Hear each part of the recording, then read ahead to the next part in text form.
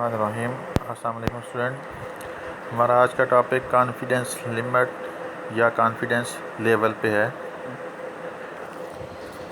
तो बेटा सबसे पहले इसका थोड़ा सा जनरल कंसेप्ट देते हैं है क्या। जब हम लोग एनालिटिकल केमिस्ट्री में एनालिसिस परफॉर्म करते हैं तो हमारे पास बहुत सारे केसेस में डाटा जो कलेक्ट होता है उसकी एक वाइड रेंज होती है। फॉर एग्ज़ाम्पल आपने कोई प्रैक्टिकल परफॉर्म किया है, उसकी रीडिंग की जो रेंज है वो 5 से लेकर 45 तक है।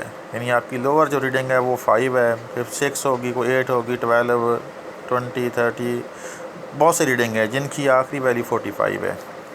अब आपने चेक ये करना है कि इस सेट ऑफ डाटे में जिसकी रेंज है 5 से लेके 45 है, कितनी वैल्यूज़ ऐसी हैं जिस पे आपको कॉन्फिडेंस है, आपको इत्मीनान है कि ये सेट में से इतनी वैल्यू आपकी जो है वो करेक्ट होंगी, ठीक होंगी।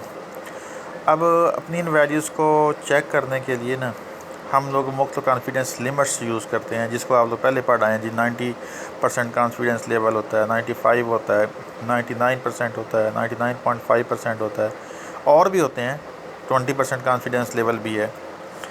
अब देखें, अगर हम फॉर एग्ज़ाम्पल 20% कॉन्फिडेंस लेवल के साथ अपने उस सेट ऑफ डाटे को एनालाइज करते हैं जिसकी रेंज 5 से 45 है। आप ज़रा फोकस करें, आप कह रहे हैं 20% कॉन्फिडेंस लेवल आपका है।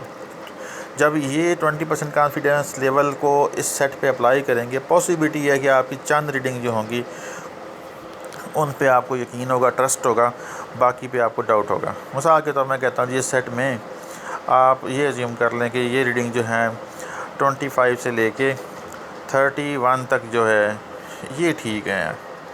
अगर आप अपना कॉन्फिडेंस लिमिट्स को इंक्रीज़ कर देते हैं, 20% से आ जाते हैं 90% पे, मतलब आपने अपनी कॉन्फिडेंस लेवल को इंक्रीज़ किया है।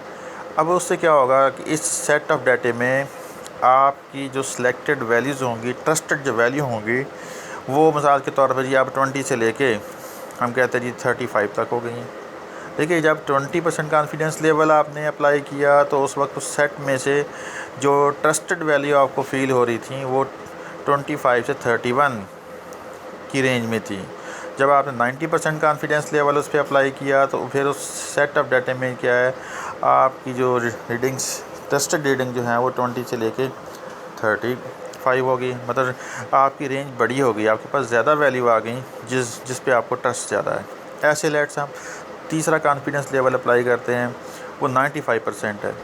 तो 95% कॉन्फिडेंस लेवल पे जो ट्रस्टेड वैल्यू आती हैं उनकी रेंज 10 से लेके 40 है। मतलब ये इसमें तकरीबन 30 रीडिंग आपकी ऐसी हैं जिन पे आपको ट्रस्ट है। आप यहाँ से अंदाज़ा लगा सकते हैं कि जितना हम अपना कॉन्फिडेंस लेवल जो है वो इंक्रीज़ करते हैं तो उससे हमारी जो वैल्यूज़ होती हैं सेट ऑफ डाटे के अंदर, तो सेट ऑफ डाटे में जो वैल्यूज़ होंगी उन पे हमारा ट्रस्ट, हमारा कॉन्फिडेंस भी बढ़ता जाएगा। अब इसको हम डिफ़ाइन करते हैं। डिफ़ाइन करने से पहले एक एग्जांपल देते हैं, फिर ये क्लियर हो जाएगा आपको। इस कॉन्फिडेंशियल लेवल को, लिमिट को चाहे मैथमेटिकली कैलकुलेट करने का फार्मूला है, confidence limit is equal to x prime plus minus T multiply by S divided by N square root है। ये फैक्टर्स मोस्टली आपने पहले पढ़े हुए हैं। एस स्टैंडर्ड डेविएशन है, एस जो टी है वो स्टैटिस्टिकल फैक्टर है और उसकी वैल्यू डिपेंड करती है डिग्री ऑफ फ्रीडम पर और कॉन्फिडेंस लिमिट पर। एक्स प्राइम मीन वैल्यू है। अच्छा, आप थोड़ी सी बात करते हैं टी। ये पहली बात है कि टी वो टी टेस्ट वाला नहीं है, इसको नाम दिया गया है स्टैटिस्टिकल फैक्टर। स्टैट का कोई फैक्टर है, कोई कांस्टेंट नंबर होता है। इसकी वैल्यू भी टेबल से नहीं मालूम की जाती है। मतलब देखें, ये एक टेबल आपके सामने आपको नज़र आ रहा है, इस पर वाज़ेह लिखा हुआ है कि value of T for mu degree of freedom का सिंबल है, फॉर वेरियस कॉन्फिडेंस लेवल है। तो ये यहाँ पे 90, 95, 99, 99.5 लेवल पे शो किया गया है। तो इधर जो है वो डिग्री ऑफ फ्रीडम है, ये न्यू का सिंबल है 1, 2, 3। तो यहाँ से आप देख भी सकते हैं कि जब आपकी डिग्री ऑफ फ्रीडम 2 हो और 95% कॉन्फिडेंस लेवल हो तो उस वक्त टी की वैल्यू जो होती है 4.303 आती है। इस तरह मुख्तलिफ वैल्यूज़ आप इस टेबल से कंसल्ट कर सकते हैं। अच्छा, अब इस फार्मूले को हम अप्लाई करते हैं। एक एग्जांपल है हमारे पास, किसी एनालिटिकल केमिस्ट्री के लैब के अंदर एक एनालिस्ट ने टाइट्रेशन परफॉर्म की है और टाइट्रेशन में उसने सोडा ऐश का जो सैंपल है तो उसको एनालाइज़ किया है। तो सैंपल में उसने सोडा ऐश की परसेंटेज कैलकुलेट की है। उसने सोडा ऐश को टाइट्रेट किया है स्टैंडर्ड सोल्यूशन ऑफ HCl के साथ। सोडा ऐश का फार्मूला क्या है? सोडियम कार्बोनेट Na2CO3 या पढ़ लेंगे। पर अब इसमें जो डाटा आता है परसेंटेज ऑफ सोडियम कार्बोनेट का वो 93.50, 93.58 और 93.43। क्वेश्चन किया गया है कि within that range are you 95% confident that true values lies. और अगर आप 95% कॉन्फिडेंस लेवल लगाएं, आपके पास कितने चांसेस हैं आपकी जो करेक्ट वैल्यूज़ होंगी उनकी रेंज कहाँ से कहाँ तक होगी।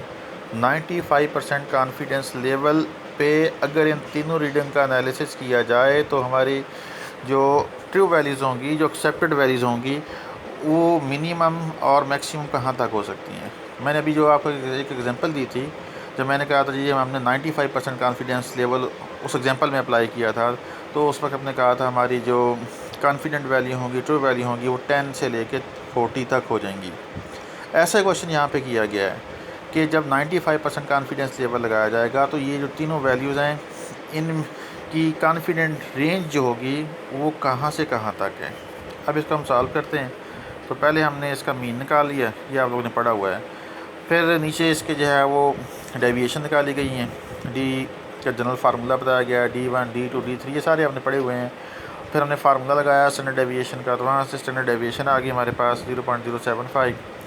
अब वो जो कॉन्फिडेंस लिमिट को कैलकुलेट करने का फार्मूला है वो लिखा, इसमें वैल्यू पुट की। अब एक्स प्राइम की वैल्यू 93.50 है, प्लस माइनस आगे टी स्टैटिस्टिकल फैक्टर है जिसकी वैल्यू 4.303 है। मैंने अभी आपको टेबल में वो शो किया था कि जब डिग्री फ्रीडम 2 होती है तो 95% कॉन्फिडेंस लेवल पर हमारी जो टी की वैल्यू है 4.303 है, और एस स्टैंडर्ड डेविएशन है जो 0.075 है, और एन की वैल्यू 3 है।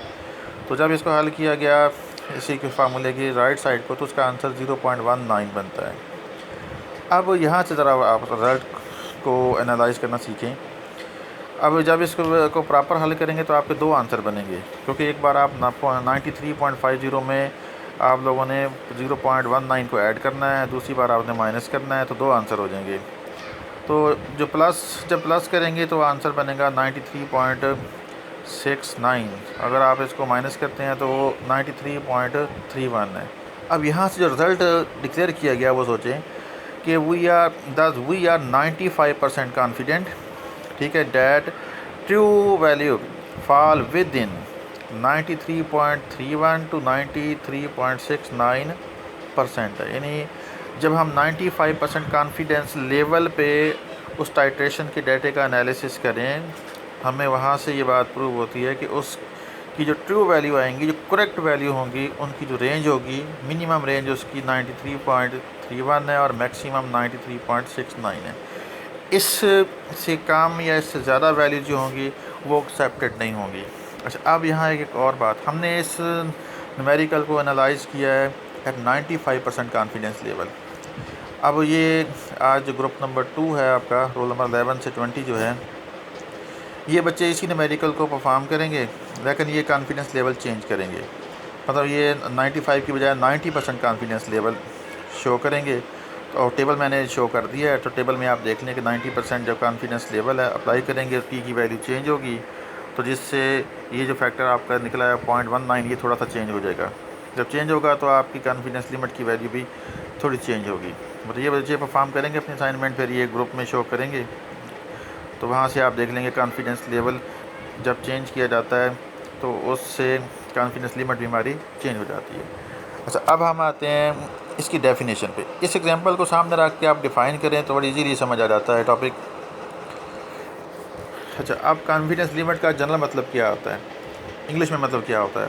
हाउ श्योर आर यू, यानी आपको किसी की भी चीज़ के बारे में कितना यकीन है। देखिए, मैं बात और कहता हूँ, जिस तरह आप कोई जनरल बात करते हैं किसी चीज़ के ऊपर, आपसे कोई बंदा क्वेश्चन करता है, पूछता है, आपको बात का कहता है जी मुझे 100% यकीन है कि ये चीज़ ऐसे होगी। अब जब 100% आप बात करते हैं, इसका मतलब जो कुछ भी होना होता है वो जैसे आपने कहा होता है वैसे का वैसे ही होता है। मसलन देखें, मैं मिसाल देता हूँ, एक बंदा कहता है जी मुझे 100% यकीन है शाम को जो है वो आंधी आएगी, उसके बाद तेज़ बारिश होगी। दूसरा बंदा कहता है जी मुझे 50% चांस है कि शाम को आंधी और बारिश होगी। अब जिसने 50% पे कहा, आप उसकी बात पे कम यकीन करते हैं। जिसने 100% के लिहाज से कहा, आपका जो ज़हन है उसकी बात को ज़्यादा एक्सेप्ट कर रहा है, और आप ज़हनी तौर पर ये बात मानते हैं जो 100% जिस बंदे ने वर्ड यूज़ किया है उसकी वो दोनों की हुई बातें जो है वो वैसे ही होंगी। और जिसने 50% का वर्ड यूज़ किया था, आपके ज़हन में डाउट है कि या आंधी आएगी या क्या है कि वहाँ पर बारिश होगी। एक बंदा कहता कुछ भी नहीं होना, मतलब उसने ज़ीरो कॉन्फिडेंस लेवल शो किया, मतलब ना बारिश होनी है और ना ही वहाँ पे कोई आंधी वगैरह आनी है। तो ये सेंस में कॉन्फिडेंस लिमिट का मतलब होता है हाउ श्योर आर यू, आपको कितना यकीन है। ठीक है। अब जिस तरह आम तौर पर जॉब्स वगैरह होती हैं तो उसमें इंटरव्यू वगैरह जब लिया जाता है स्टूडेंट का, ठीक है, तो उसमें यही होता है कॉन्फिडेंस लिमिट चेक करें, लेवल चेक करें। मतलब इस बंदे को जिस काम के लिए रखने जा रहे हैं उसमें इस ड्यूटी को परफॉर्म करने का कितना कॉन्फिडेंस है, कितनी लिमिट है इसकी। तो उसमें हम आम तौर पर ये कहते हैं कि इस बंदे का इस काम करने में कॉन्फिडेंस लेवल ज़्यादा है। ज़्यादा का मतलब है कि वो उस काम को ज़्यादा बेहतर तरीके से परफॉर्म करेगा, उस काम की मैग्नीट्यूड को ज़्यादा परफॉर्म करेगा।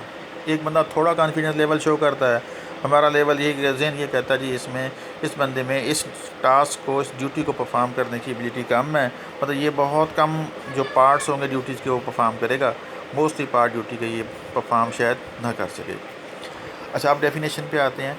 Probability that true values lies within given range.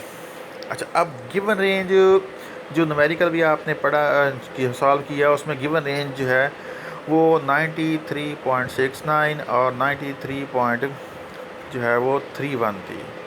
मतलब आपका जो जब न्यूमेरिकल होता है उसमें मिनिमम और मैक्सिमम वैल्यूज़ जो हैं उसको आप गिवन रेंज अज्यूम करते हैं। अब देखें वो एक probability that given value lie within given range.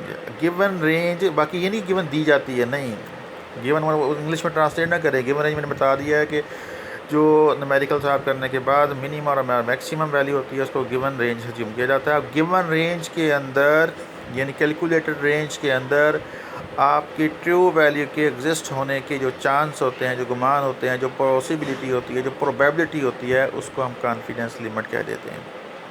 Clear हो गया कि कैलकुलेटेड रेंज के अंदर हमारे एक्सपेरिमेंटल वैल्यू जो एक्सपेरिमेंटल वैल्यूज़ उसमें एग्जिस्ट करेंगी, उसमें आएंगी, उस रेंज में आएंगी, उन रेंज में आने के चांसेस जिन वैल्यूज़ के बनेंगे उसके लिए हम वर्ड यूज़ कर लेते हैं कॉन्फिडेंस लिमिट है। तो प्रोबेबिलिटी, ठीक है, गुमान, chance that true value lies within given range है। अब ट्रू वो वैल्यू होंगी जो इस रेंज के अंदर आ गए, जो नए रेंज के अंदर नहीं आई वो ट्रू नहीं होंगी। मतलब मैंने शुरू में एक एग्जांपल दी थी जिसमें मैंने कहा था जी डाटा हमारे पास है जिसकी वैल्यू 5 से 45 है, तो जब आपने उसको 95% कॉन्फिडेंस लेवल पे एनालाइज़ किया था तो हमने कहा था जी उसकी वैल्यू जो है 10 से 40 तक जो है वो रेंज में आती हैं। तो अब 10 से जो 40 तक की जो आपकी वैल्यूज़ है उसको आप ट्रू वैल्यू में मानेंगे। जो 10 से लोअर हैं या 40 से ऊपर हैं उन वैल्यूज़ को फिर आप ट्रू वैल्यू अज्यूम नहीं करेंगे।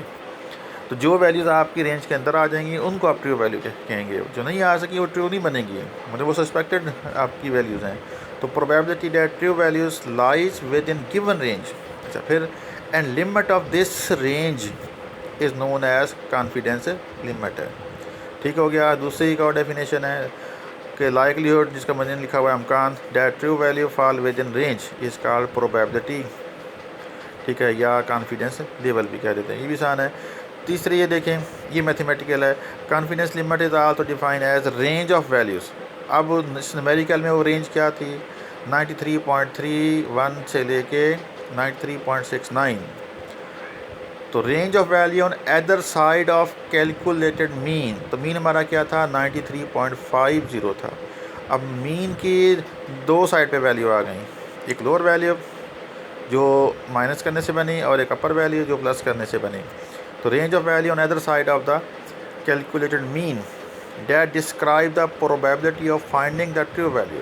तो अब उस रेंज के अंदर आपकी ट्रू वैल्यू के मिलने के चांस भी हैं, is also known as confidence limit है। ठीक है बेटा, आप इसको पढ़ें, इसको तैयार कर लें। यहाँ से जो वर्क दिया गया है वो यही है, बस आज के ग्रुप 2 ने जो है वो कॉन्फिडेंस लेवल चेंज करने हैं, तो इसमें थोड़ा और चेंज कर लें। अभी तो ये सॉल्व किया हुआ 90% कॉन्फिडेंस लेवल पे, तो आप इसको 90 पे भी परफॉर्म करें और 99 पे भी करें, तो ये दो काम हो जाएंगे इसमें। फिर हम नेक्स्ट टॉपिक देखेंगे।